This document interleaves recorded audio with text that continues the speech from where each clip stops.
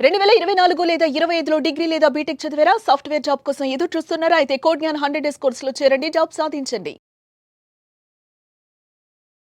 ప్రస్తుతం మనతో పాటు లైవ్ కాల్లో అందుబాటులో ఉన్నారు జై భారత్ పార్టీ వ్యవస్థాపక అధ్యక్షులు మాజీ సిబిఐ జేడి లక్ష్మీనారాయణ గారు. ఒక్కసారి ఆయనతో మాట్లాడదాం. రష్యా ఉక్రెయిన్ యుద్ధంపై ఆయన ఏం చెప్తారో చూద్దాం. సార్ నమస్తే అండి. నమస్తే నిరుపమ్ గారు. సార్, చాలా కాలంగా జరుగుతోంది రష్యాకి ఉక్రెయిన్కి మధ్యన యుద్ధం. అది పతాక స్థాయికి చివరి స్థాయికి చేరింది అనుకోవచ్చా? నిన్న వాళ్ళ బేస్ క్యాంపుల మీద ఉక్రెయిన్ దాడి చేసిన తర్వాత పుతిన్ చాలా సీరియస్గా ఉన్నారు. వాళ్ళ మీద న్యూక్లియర్ బాంబులు వేసేసి మొత్తం ఉక్రెయిన్ని సర్వనాశనం చేస్తారని చెప్పేసి వినిపిస్తూ ఉంది న్యూస్. సార్, అసలు ఇది కంటిన్యూ అవుతుందా ఇలాగే, లేకపోతే స్టాప్ అయ్యే అవకాశాలు ఉన్నాయా? అసలు వీళ్ళిద్దరి మధ్యన ఇంత గొడవకి కారణం ఏమనుకోవాలి సార్? అది ఎప్పటికీ సమస్య పోయే అవకాశాలు కనిపిస్తున్నాయి. అంటే నిన్న ఈ సంఘటన జరిగిన తర్వాత కూడా టర్కీలోని ఇస్తాంబుల్లో ఈ రెండు దేశాల యొక్క శాంతి చర్చలు జరిగాయి. ఓకే. ఒకరికొకరు శాంతి ఒప్పందాలు ఎలా చేసుకోవాలన్న నోట్స్ కూడా వాళ్ళు ఎక్స్చేంజ్ చేసుకున్నారని మనకు తెలిసిన విషయం. ఓకే. యాక్చువల్ గా ముందు రోజు చూస్తే మీకు ఆపరేషన్ స్పైడర్ వెబ్ అన్న పేరుతో సుమారుగా 18 సంవత్సరాల ముందు నుంచి వీళ్ళు చేస్తున్న ప్లానింగ్ ఇది. ఉక్రెయిన్ వాళ్ళు చేస్తున్న ప్లానింగ్. సుమారుగా 117 డ్రోన్లను ఉపయోగించి వారు 41 రష్యన్ ఎయిర్ క్రాఫ్ట్లను, తర్వాత 34% రష్యన్ క్రూయిజ్ మిసైల్స్ క్యారియర్స్ అన్నింటినీ కూడా హిట్ చేశారు వీళ్ళు. యాక్చువల్ గా మీరు ఇది చూసుకుంటే 1941వ సంవత్సరంలో జపాన్ వాళ్ళు అమెరికా మీద పెరల్ హార్బర్ అటాక్ అన్నది ఒకటి చేశారు. ఐ థింక్ డిసెంబర్ లో అనుకుంటా, డిసెంబర్ 8 తారీఖు అనుకుంటా 1941లో. అప్పుడు ఇంకా అమెరికా రెండవ ప్రపంచ యుద్ధంలో డైరెక్ట్ గా పాల్గొనలేదు. దాని తర్వాత ఈ సంఘటన తర్వాత ఏమైందంటే అమెరికా వీళ్ళు అలైడ్ ఫోర్సెస్ తో కలిసి వాళ్ళు ఈ రెండవ ప్రపంచ యుద్ధంలో పాల్గొనడం జరిగింది. కాబట్టి నిన్న మీరు టీవీలో ఎక్కడ చూసినా కూడా ఈ ఆపరేషన్ స్పైడర్ వెబ్ అన్నది మరొక పెరల్ హార్బర్ కాబోతోందా అన్నట్టుగా మాట్లాడారు. అవును సార్. పెరల్ హార్బర్ లో చూస్తే చాలా మంది చనిపోయారు. అప్పుడు సివిలియన్స్ కావచ్చు, అమెరికన్ సైన్యం కావచ్చు, తర్వాత చాలా నష్టం కలిగింది. ఆ తర్వాత మీరు చూస్తే వాళ్ళు 1945వ సంవత్సరంలో ఆగస్టు 6 మరియు 9 ఈ 2 తారీఖుల్లో లిటిల్ మ్యాన్, ఫ్యాట్ బాయ్ అని 2 న్యూక్లియర్ వెపన్స్ హిరోషిమా, నాగసాకి మీద ప్రయోగించడం జరిగింది. దానిలో సుమారుగా 2,50,000 మంది చనిపోవడం జరిగింది ఆ ఇన్సిడెంట్ తర్వాత. మీరు మొత్తం ప్రపంచంలో తీసుకుంటే ఇప్పటి వరకు న్యూక్లియర్ వెపన్స్ వాడింది కేవలం హిరోషిమా, నాగసాకి మీదే. ఆ తర్వాత ఇప్పటికి వరకు ఎక్కడా కూడా ఈ ప్రయోగాలు జరగలేదు. ఆ తర్వాత అనేక దేశాలు ఈ న్యూక్లియర్ వెపన్స్ అన్నవి తీసుకురావడం మరి చైనా కావచ్చు, రష్యా కావచ్చు, ఫ్రాన్స్ కావచ్చు, తర్వాత వచ్చేసి 1974వ సంవత్సరంలో భారతదేశం, 1998వ సంవత్సరంలో పాకిస్తాన్. సో ఈ విధంగా అనేక దేశాలు ఈ న్యూక్లియర్ వెపన్స్ అన్నవి తయారు చేయడం మొదలుపెట్టి న్యూక్లియర్ వెపన్స్ నేషన్స్ అని అవన్నీ కూడా ముందుకొచ్చాయి. సో ఆ తరువాత ఈ విధమైన పరిస్థితుల్లో అందరూ ఎక్స్పెక్ట్ చేసింది ఏంటంటే ఈసారి పుటిన్ గారు ఖచ్చితంగా ఈ న్యూక్లియర్ వెపన్స్ అన్నది వాడే అవకాశం ఉంది అన్నది సాధారణంగా మీడియాలో జరుగుతున్న చర్చ. అవును సార్. యాక్చువల్ గా మీరు చూసుకుంటే సుమారుగా ఈ యుద్ధం 3 సంవత్సరాల నుంచి జరుగుతుంది ఉక్రెయిన్కి, రష్యాకి. కానీ అందరూ కూడా ఈ యుద్ధం ముగిసిపోవాలని, ఇన్క్లూడింగ్ మన ప్రధానమంత్రి నరేంద్ర మోడీ గారు కూడా ఈ యుద్ధం ముగిసిపోవాలి అని చెప్పేసి చాలా మీడియేషన్స్ కూడా చేశారు. ఇప్పుడు లేటెస్ట్ గా టర్కీ వాళ్ళు అంటున్నారు కావాలంటే అమెరికా, రష్యా మరియు యుక్రెయిన్ యొక్క శాంతి చర్చలు మేము జరుపుతాము ఎక్కడైనా టర్కీలో అని చెప్పి వాళ్ళు కూడా ముందుకు రావడం జరిగింది. యాక్చువల్ గా మీరు దీనికి రీజన్ కావాలంటే కొంత చరిత్రలోకి వెళ్ళాలి. 1991వ సంవత్సరంలో అప్పుడు పెరిస్ట్రోయికా, గ్లాస్నోస్ట్ అని 2 నినాదాలతో అప్పుడు మిఖైల్ గోర్బచేవ్ గారు ఆ విధంగా రష్యా, యుఎస్ఎస్ఆర్ అన్నది ఒక 15 దేశాలుగా విడిపోయిన తర్వాత అందులో ఉక్రెయిన్ అన్నది మేము ఒక స్వతంత్ర దేశంగా ఉంటామని వాళ్ళు విడిపోవడం జరిగింది. సో ఆ తరువాత ఏమైందంటే ఇందులో విడిపోయిన 15 దేశాల్లో 8 దేశాలు యూరోపియన్ యూనియన్ కు సంబంధించిన నాటోలో కలిసాయి. అంటే నార్త్ అట్లాంటిక్ ట్రీటీ ఆర్గనైజేషన్. అంటే అంతకు ముందు వార్సా ప్యాక్ట్ అని ఒకటి ఉండేది. కొన్ని దేశాలు రష్యాను సపోర్ట్ చేసే వాళ్ళందరూ కూడా ఆ దేశాలన్నీ కలిపి వార్సా అని ఉండేది. దానికి ఎదురుగా నాటో ఉండేది. ఎప్పుడైతే రష్యా డిజింటిగ్రేట్ అయిపోయిందో ఈ వార్సా ప్యాక్ట్ అన్నది ముగిసిపోయింది. కాబట్టి నాటోలో ఉన్నారు. కాబట్టి నాటోలో సుమారుగా 30 దేశాలు ఉన్నాయి. ఇప్పుడు 31వ దేశంగా వాళ్ళు యుక్రెయిన్ ని తీసుకోవడాన్ని రష్యా ఖండించింది. ఎందుకంటే మీరు చూసుకుంటే నెపోలియన్ నుంచి హిట్లర్ వరకు రష్యాకు రావాలంటే వాళ్ళు యుక్రెయిన్ నుంచే రావాలి. అందువల్ల ఐరోపా ఖండానికి రష్యాకి మధ్యలో ఎవరైనా వెళ్ళాలంటే యుక్రెయిన్ నుంచే వెళ్ళాలి. అదే విధంగా రష్యా నుంచి యూరోప్‌కు వెళ్ళాలన్నా కూడా ఉక్రెయిన్ మీదే వెళ్ళాలి. కాబట్టి ఈ ఉక్రెయిన్ అన్నది చాలా ఇంపార్టెంట్ అయిన దేశం అటు యూరోప్ వాళ్ళకి గాని, రష్యాకి గాని. సో దానివల్ల ఇప్పుడు యుక్రెయిన్‌తో జరుగుతున్న యుద్ధం ఏదైతే ఉందో దీని వెనకాల అనేక ఈక్వేషన్‌లు కూడా ఉన్నాయి. సార్. మీరు యాక్చువల్‌గా చూసుకుంటే 1991వ సంవత్సరంలో ఈ విధంగా విడిపోయిన తర్వాత ఉక్రెయిన్ దగ్గర చాలా న్యూక్లియర్ వెపన్స్, న్యూక్లియర్ ఇన్‌స్టాలేషన్స్ ఉండిపోయాయి. రష్యాలో భాగంగా అక్కడ పెట్టున్నారు. కానీ అప్పుడు 1994లో ఏమైందంటే వీళ్ళు వాలంటరీగా వాళ్ళ దగ్గరున్న న్యూక్లియర్ వెపన్స్ అన్ని సరెండర్ చేసేసారు. సార్. సో ఆ విధంగా యుక్రెయిన్ అన్నది న్యూక్లియర్ వెపన్ లేని దేశంగా మనం మాట్లాడుకోవచ్చు. ఆ తరువాత ఏంటంటే 2016వ సంవత్సరం మీరు ఒకసారి చూస్తే అక్కడ క్రిమియా అన్న ఒక ప్రాంతాన్ని రష్యన్ వాళ్ళు అక్కడ ఆక్యుపై చేసుకున్నారు. ఆ తరువాత డోన్స్టెక్ అని తర్వాత లిగున్స్కాక్ అని ఒక 2 ప్రాంతాలలో రష్యన్ వాళ్ళు చాలా ఎక్కువ మంది ఉంటే వాళ్లకు పీస్ కీపింగ్ ఫోర్సెస్ అన్న రూపంలో రష్యన్ సైన్యం అక్కడ ప్రవేశపెట్టి ఈ 2 ప్రాంతాలని కూడా రష్యన్ ఆధీనంలోకి తీసుకున్నారు. దీన్ని ప్రపంచ దేశాలు నిరసించాయి. ఈ విధంగా చేయడం సబబు కాదు అని మన రష్యా వాళ్ళకి చెప్పడం జరిగింది. కానీ రష్యా వాళ్ళు మేము విత్‌డ్రా చేసుకుంటున్నాము అన్న ఉద్దేశంతో ఆ ప్రాంతాల్లో ఇంకా కూడా స్వతంత్ర దేశాలుగానే ఉన్నాయి. సో అప్పుడు ఏమైందంటే అమెరికా తర్వాత యూరోపియన్ దేశాలు ఈ విధంగా ఇది ప్రమాదకరమైనదని చెబుతూ అప్పుడు ఈ రష్యాని ఎలాగైనా మనం నియంత్రించాలి అన్న ధోరణిలో ఉన్నప్పుడు మళ్ళా ఉక్రెయిన్‌కి వచ్చినా కూడా మొదట్లో యుక్రేనియన్ ప్రెసిడెంట్ ఒకాయన రష్యన్‌కు సపోర్ట్‌గా ఉండేవారు.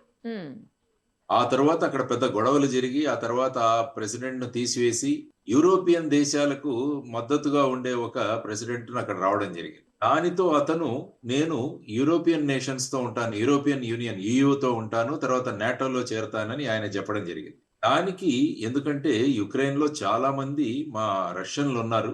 కాబట్టి మీరు నాటోలో వెళ్ళడానికి వీల్లేదు అని రష్యన్ ఆంక్షలు పెట్టింది. ఓకే. ఓకే. యాక్చువల్‌గా మీరు చూసుకుంటే రష్యన్ వాళ్ళు రష్యా ఈ దేశాన్ని తమ దేశంతో మద్దతుగా ఉండడానికి అనేకమైన వాళ్ళకు ఈ విధమైన మేము గ్యాస్ చాలా తక్కువ రేట్‌లో ఇస్తాము. మీకు ఆర్థికంగా సహాయం చేస్తాం. ఇలాంటివన్నీ కూడా చాలా విధంగా ప్రయత్నించారు. ఓకే. అయినా లొంగ తీసుకోవడానికి సార్. ఆ! అయినా కూడా అక్కడి ప్రజలు తర్వాత వాళ్ళ ప్రెసిడెంట్ వీరందరూ కూడా ఇక్కడికి వెళ్ళడం జరిగింది. ఆ తర్వాత ఇప్పుడున్న జెలెన్స్కీ రావడం జరిగింది ప్రెసిడెంట్. సో ఈ విధమైన పరిస్థితులలో నాటో అన్నది ఏమవుతుందంటే అది యూరోపియన్ యూనియన్ కి తర్వాత అమెరికాకు వాళ్ళు మద్దతుగా ఉన్న దేశాల యొక్క కూటమి. వాళ్ళు గనక ఉక్రెయిన్ ని వాళ్ళ దాంట్లో ఒక భాగస్వాములుగా చేసుకుంటే ఇక రష్యాకు పక్కలో బల్లెం లాగానే. అందువల్ల రష్యా ఎటువంటి పరిస్థితుల్లో ఈ ఉక్రెయిన్ అన్నది నాటోలో ఉండకూడదు అన్న దీంట్లో ఈ యుద్ధం ఏదైతే ఉందో ఇప్పుడు జరుగుతోంది ప్రస్తుతానికి. ఆ తరువాత యూరోపియన్ దేశాలు అమెరికా కూడా ఉక్రెయిన్ కి ఎందుకు సపోర్ట్ చేస్తున్నాయి అంటే బేసిక్ రష్యా మీద వాళ్ళ ఆధిపత్యం ఉండడానికి. ఆ తర్వాత అమెరికా ఏమైందంటే యూరోపియన్ యూనియన్ క్రమంగా అమెరికాకు దూరం అవుతున్నప్పుడు ఈ ఉక్రెయిన్ యొక్క సమస్యను పట్టుకొని మళ్ళా ఈ దేశాలన్నీ కూడా అమెరికాకు దగ్గరగా అయ్యేటట్టు అమెరికా ప్రయత్నాలు చేస్తారు. ఓకే. సో ఈ విధమైన జియో పాలిటిక్స్ తో ఈ విధంగా 3 సంవత్సరాలు యుద్ధం కొనసాగుతుంది. ఎందుకంటే ఉక్రెయిన్ అన్న దేశం రష్యా మీద ఈ విధంగా 3 సంవత్సరాలు ఈ విధంగా యుద్ధం చేయడం అంటే వాళ్ళ స్వబలం మీద చాలా కష్టం. అదే కదా సార్. ఈ ఈ దేశాలన్నీ కూడా వారికి ఫ్రాన్స్ గాని, జర్మనీ గాని వీరందరూ కూడా మద్దతు ఇస్తున్నారు కాబట్టి వారు ఈ విధంగా ముందుకెళ్తున్నారు. నేటో యొక్క ప్రభావం ఇంకా పెంచాలి అన్నది ముఖ్యంగా వాళ్ళు చూస్తున్న ఇందులో భాగంగా ఇక ఆల్మోస్ట్ ట్రంప్ కూడా చాలా ప్రయత్నాలు చేశారు. ఓకే. ఈ 2 దేశాల మధ్య శాంతి నెలకొల్పాలని. ఆ తర్వాత మన పోప్ ఆయన చనిపోయినప్పుడు అక్కడికి వెళ్లారు. వాటికన్‌కి వెళ్లారు. ఎవరు మన డొనాల్డ్ ట్రంప్ గారు. సార్. ఆ సమయంలో కూడా వీరిద్దరికి మధ్య చర్చలు జరిగాయి. ఎవరి మధ్య ఈ ఉక్రెయిన్ ప్రెసిడెంట్. ఆ తర్వాత ఆయన అక్కడికి కూడా వెళ్ళాడు. అమెరికా కూడా వెళ్ళాడు. జెలెన్స్కీ అమెరికా కూడా వెళ్ళడం జరిగింది. అప్పుడు ఆ ప్రెస్ బ్రీఫింగ్ లో జెలెన్స్కీ కొద్దిగా గట్టిగా మాట్లాడడం జరిగింది. అంటే అమెరికా అధీనంలో మేము ఎట్లా ఉంటాము, అమెరికా యొక్క ఈ విధమైన పెత్తనం చెలాయించడానికి వీల్లేదు, ఆ విధంగా మాట్లాడాడు ఆయన. ఆ తర్వాత ఈ మధ్యలో మళ్ళా రష్యన్ ఉక్రెయిన్ మధ్య మేము ఇది శాంతి సంబంధాలు పెడతాయని ట్రంప్ గారు చాలా ప్లాట్ఫామ్స్ లో మాట్లాడాడు. ఆ తర్వాత దానికి పుతిన్ ఒప్పుకోవడంతో పుతిన్ ఏదో వేరే రకంగా ప్రవర్తిస్తున్నాడని ఆయన మీద ఒక విచిత్రమైన కామెంట్లు కూడా చేశాడు. ఓకే. సో ఈ విధమైన పరిస్థితుల్లో ఈ 2 దేశాలు ఇప్పుడు టర్కీలోని ఇస్తాంబుల్లో కూర్చున్నాయి. కానీ దానికి ఒక రోజు ముందు ఈ విధమైన ఆపరేషన్ స్పైడర్ విధంగా చేసి ఆల్మోస్ట్ ఎక్కడో సుమారుగా 7,000 కిలోమీటర్ల దూరంలో ఉన్న సైబీరియాలో ఉన్న రష్యన్ యొక్క స్థావరాలను కూడా అటాక్ చేయడం జరిగింది వీళ్ళు. సార్ అంటే ఒక రకంగా మనం చూస్తే ఇప్పుడు ఏ యుద్ధం చూసినా డ్రోన్లతోనే జరుగుతుంది. కరెక్ట్ సార్ అవును. అంటే ఇంతకు ముందు ఏంటంటే ఫైటర్ ఫ్లైట్స్ కావాలి, లేకుంటే ఆ విధంగా గొప్ప గొప్ప అణ్వస్త్రాలు కావాలి, లేకుంటే శస్త్రాస్త్రాలు కావాలి అనుకున్నాం. కానీ ఉమ్, ఏ విధమైన యుద్ధాలు చూసినా కూడా అవన్నీ కూడా డ్రోన్స్ మీదే జరుగుతున్నాయి. మొన్న భారత్ పాకిస్తాన్ మధ్య కూడా డ్రోన్స్ చాలా ప్రభావవంతంగా, ఆపరేషన్ సింధూర్ అప్పుడు అవును సార్. ఆపరేషన్ సింధూర్ లో కూడా డ్రోన్స్ యొక్క ప్రభావం చాలా ఎక్కువగా ఉంది. అందువల్ల రాబోయే కాలంలో పెద్ద పెద్ద ఫైటర్ ఫ్లైట్స్ ఇలాంటివి కాకుండా ఈ డ్రోన్స్ మీదే అందరూ కూడా రీసెర్చ్ అండ్ డెవలప్మెంట్ మొదలు పెట్టే అవకాశం కూడా ఉంది. కరెక్టే సార్ మీరు అన్నది. సో ఆ విధమైన పరిస్థితుల్లో ప్రస్తుతం ఈ జియో పాలిటిక్స్ అన్నవి ఆ విధంగా రూపొందుతుంది.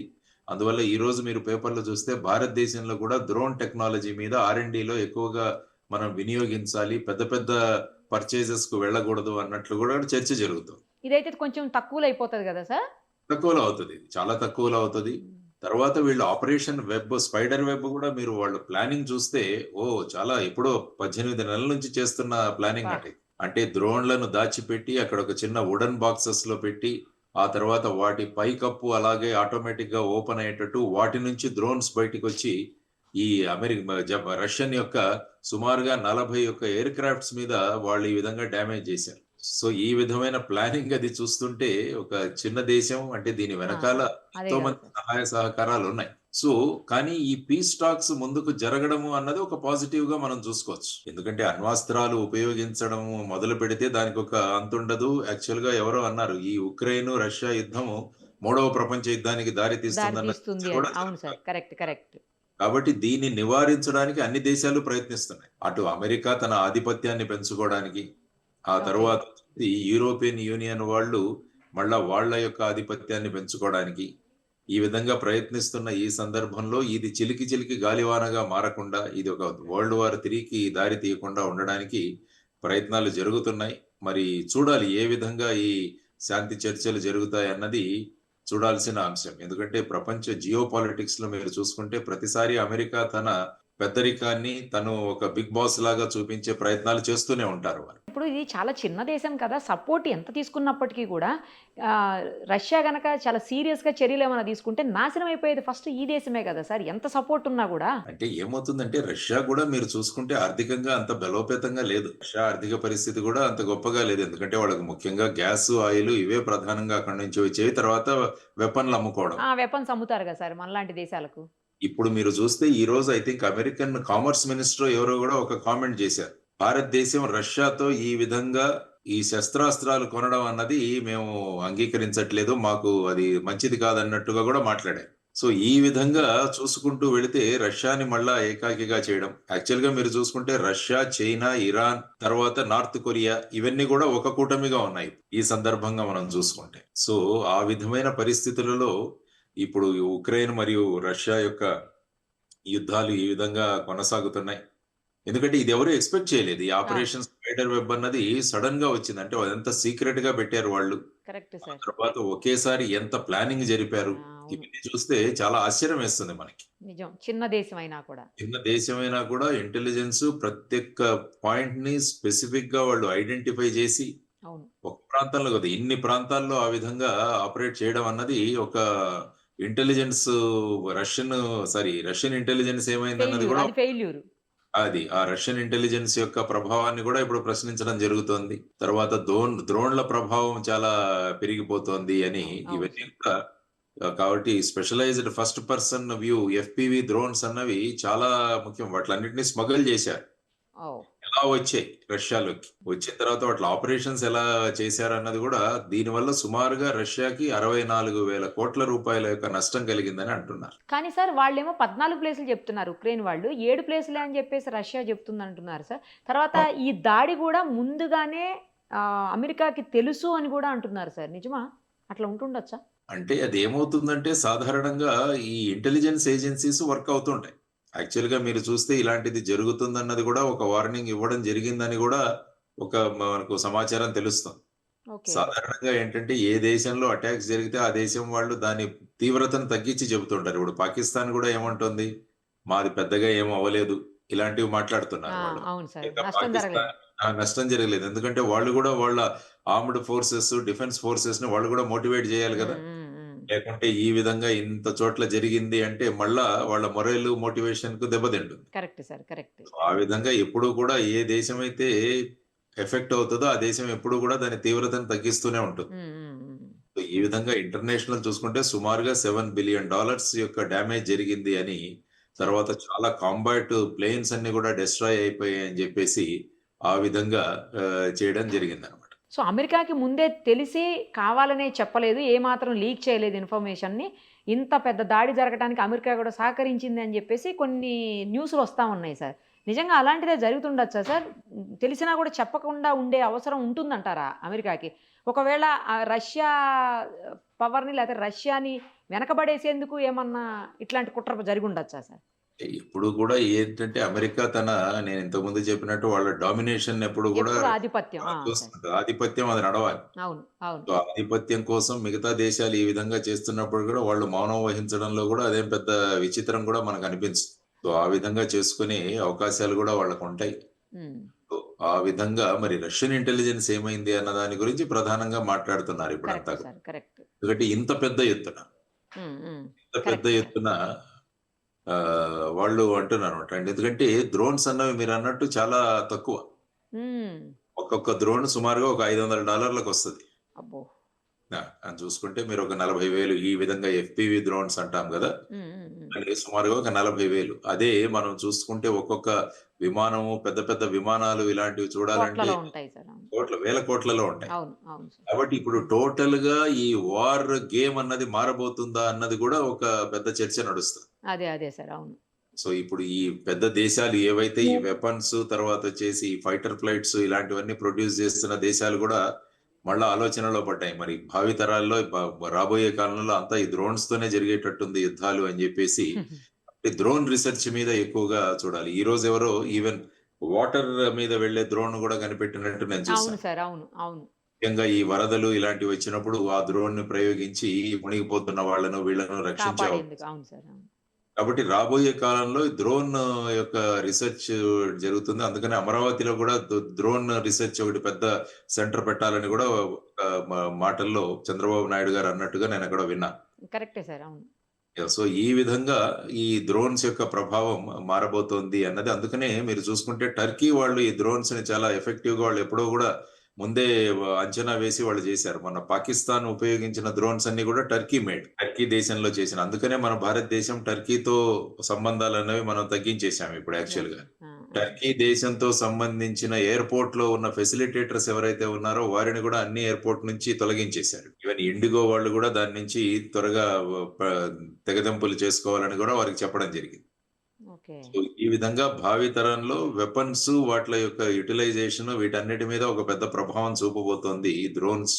ముఖ్యంగా ఈ ఆపరేషన్ స్పైడర్ వెబ్ అన్నది. చూద్దాం సార్ ఏం జరగబోతుందనేది. ఎందుకంటే కొద్ది రోజులు వెయిట్ చేస్తే అర్థమైపోతదేమో. శాంతి చర్చలు సఫలమవుతాయా? లేకపోతే అవి విఫలమైపోయి నిజంగానే మళ్ళీ కొట్టుకుంటారా అని. కానీ శాంతి అన్నది ప్రస్థాపితం చేయాల్సిన అవసరం చాలా ఉంది. ఎందుకంటే ఇది మళ్ళా మూడవ ప్రపంచ యుద్ధానికి దారి తీయకూడదు అన్నది కరెక్ట్. మనం. కరెక్ట్. ఎందుకంటే ప్రపంచ యుద్ధాలు జరిగినా, ఏది యుద్ధాలు జరిగినా ఫైనల్‌గా మనమే అందరూ నష్టపోతారు. అవును. ఎవరు గెలిచే వాళ్ళు ఉండరు గానీ, అందరూ గెలిచినట్టు మాట్లాడతారు గానీ, నష్టం అందరికీ కలుగుతుంది. కాబట్టి ప్రపంచ స్థాయిలో ఇటువంటి యుద్ధాలు జరగకుండా అందరం కూడా కాపాడాలి. ఆ విధంగా అందరూ నాయకులు కూడా తర్వాత యునైటెడ్ నేషన్స్ అన్నది ఐక్యరాజ్య సమితి అన్నది ముఖ్యమైన పాత్ర పోషించాలి కూడా సార్. పాత్ర పోషించాలి. ఈ మధ్యలో కరెక్ట్. యునైటెడ్ నేషన్స్ ఎవరు పట్టించుకోవట్లేదు ఎందుకు అసలు. సార్ యూఎన్ఓ ఎందుకు అసలు ఇందులో ఇంటర్ఫియర్ కాలేదు ఈసారి? అంటే ఏమవుతుందంటే యూఎన్ అన్నది బేసిక్‌గా అమెరికా వాళ్ళ యొక్క దీన్ని బట్టి నడుస్తుంటుందది. వాళ్ళ ఫండింగ్ క్రమక్రమంగా చాలా తగ్గించేశారు వారు. అమెరికా నుంచి ఫండింగ్ ఇది గూడా తగ్గిపోయింది. ఆ భూమిక గూడా తగ్గిపోయింది. తర్వాత ముఖ్యంగా అనేక ప్రాంతాల్లో ఏంటంటే, ఈ డిక్టేటర్స్ లాంటి వాళ్ళు రావడం జరుగుతోంది ఈ మధ్య కాలంలో. ఓకే. దేశాధిపతులుగా వాళ్ళంతా గూడా నిరంకుశ పాలనలాగా ఉన్న ఆలోచన వ్యవస్థ ఎందుకో ప్రపంచంలోనే అటువంటి వ్యవస్థ, అటువంటి ఆలోచన విధానాలు ప్రజలకు గూడా నచ్చుతున్నాయి ఈ మధ్య డిక్టేటర్‌షిప్ అన్నది. సరే. సో, ఆ విధంగా చూసుకుంటూ పోతుంటే ఒక వ్యక్తి యొక్క నిర్ణయాల వల్ల ఆ ప్రాంతంలో ప్రభావితం అవుతూ ఉండవచ్చు. హ్మ్. సో, ఇవన్నీ గూడా ప్రమాదకరం. సో, వీటన్నిటిని గూడా ఆలోచించి భారతదేశం కూడా ముఖ్యమైన పాత్ర వహించాలి. ముఖ్యంగా ఈరోజు అక్కడ అమెరికన్ కామర్స్ మినిస్టర్ ఎవరో మాట్లాడిన విషయాలు భారతదేశం రష్యా మీద ఎక్కువగా ఆధారపడుతుందని. యాక్చువల్ గా మీరు చూసుకుంటే S-400 సిస్టమ్ ఏదైతే మనం ఉపయోగించామో పాకిస్తాన్ మీద ఆపరేషన్ సింధూర్ లో, అది రష్యన్ మేక్. ఓకే. వాటిని కూడా అక్కడి నుంచి వచ్చే డ్రోన్స్, మిసైల్స్ ని ఎఫెక్టివ్ గా ఇది చేయగలిగాం. ఉమ్, ఉమ్. సో అలాంటివి మళ్ళా ఇంకా కూడా పర్చేస్ చేయాలి, ఇంకా కూడా కొనుగోలు చేయాలని భారతదేశం నిర్ణయించింది. ఓకే. వీటన్నిటి మీద ఇటువంటి ప్రభావాలు ఏం పడతాయన్నది కూడా చూడాల్సిన అంశం. కాబట్టి ఐక్యరాజ్య సమితి మళ్ళా పునరుజ్జీవనమై ప్రపంచంలో ఒక శాంతి నెలకొల్పే విధంగా ముందుకు వెళ్ళాలని మనం అంతా కోరుకోవాలి. చాలా కరెక్ట్గా చెప్పారు sir. Thank you sir. Thank you so much. నమస్తే. సుమన్ టీవీలో మీ పర్సనల్ అండ్ బిజినెస్ ప్రమోషన్స్ కోసం కింది నెంబర్కి కాంటాక్ట్ చేయండి.